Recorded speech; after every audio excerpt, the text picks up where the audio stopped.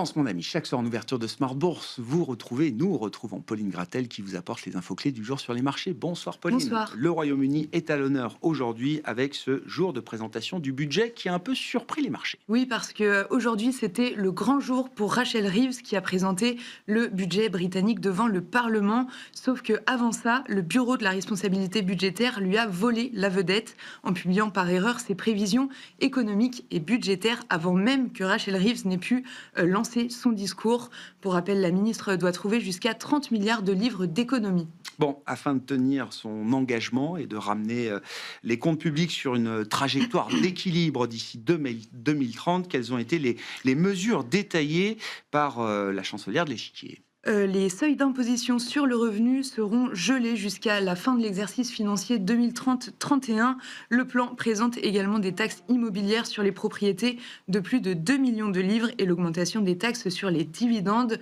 Rachel Reeves soutient le marché du travail aussi en proposant l'augmentation du salaire minimum de 4%. Cela ne convainc pas l'opposition qui dénonce le budget et appelle à la démission de Rachel Reeves. Quels ont été les impacts qu'on a pu observer sur les marchés et les actifs britanniques? Au début, les réactions de marché ont été modérées. Le rendement britannique à 10 ans s'est d'abord détendu d'une dizaine de points de base après la fuite des prévisions de l'OBR, mais s'est ensuite redressé légèrement pour évoluer autour de 4,45%.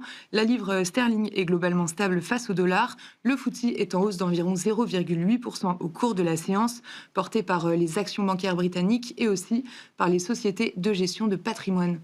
Quelle tendance observée dans le reste du monde, sur les autres marchés, Pauline? En Europe, les indices rebondissent dans l'après-midi. En France, le CAC 40 évolue autour de 8100 points, soutenu par L'Oréal, qui profite d'un relèvement de cible et qui gagne 2%, grâce notamment à des signaux positifs en Chine et aux États-Unis. Aux États-Unis, les indices sont en hausse de l'ordre de 0,5% à l'ouverture. Il s'agit de la 4e séance de hausse consécutive avant la pause de Thanksgiving. Quid des marchés obligataires aujourd'hui? Sur les marchés obligataires européens, le rendement allemand à 10 ans évolue entre 2,65 et 2,70%.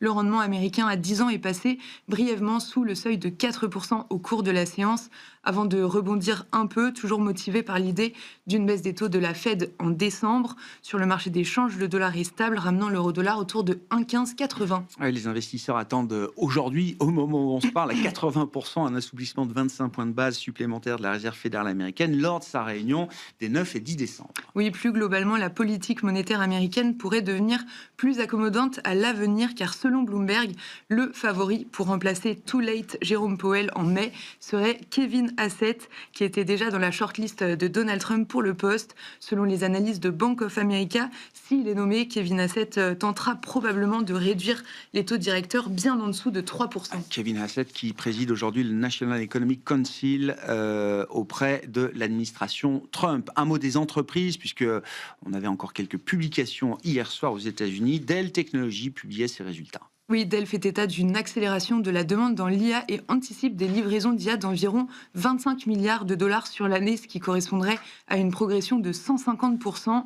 Sur le 3e trimestre, le groupe fait état de revenus records et d'un bénéfice supérieur aux attentes, et les objectifs annuels sont relevés. Le titre est en hausse de 2,5%. Quel sera le programme de demain sur les marchés, sachant que oui, les marchés américains seront fermés demain jeudi. Oui, pour Thanksgiving, l'Europe devra donc composer toute seule. Ce soir, les investisseurs regarderont le livre beige de la Fed et on prendra connaissance demain des minutes de la réunion du 30 octobre dernier de la Banque centrale européenne.